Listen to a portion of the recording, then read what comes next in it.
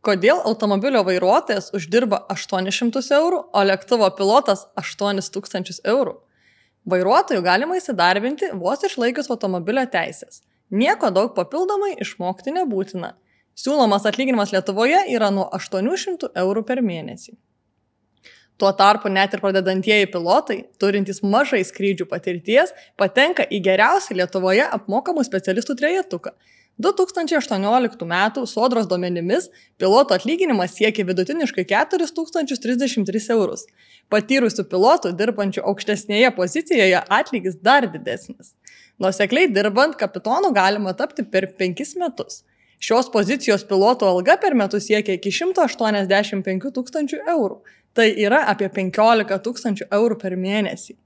Visgi, tapti pilotu pasiryžta ne kiekvienas.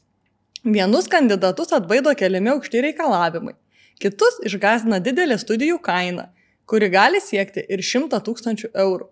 Pilotai, norintys dirbti šį darbą, privalo įgyti licenciją. Tam reikia įgyti daug žinių ir įgūdžių, kurias būtina nuolat atnaujinti. Pilotai kas pusmetį grįžta į mokymų centrą pasikartoti savo žinių ir įgūdžių pakartotiniuose kursuose. Norint tapti pilotu, reikia ne tik atitikti formalius reikalavimus, bet ir įrodyti, kad turi tinkamų gebėjimų šiai profesijai. Ši istorija yra puikus pavyzdys, kaip didelis investavimas į savo žinias bei įgūdžius yra būtinas siekiant didesnio darbo užmokesčio.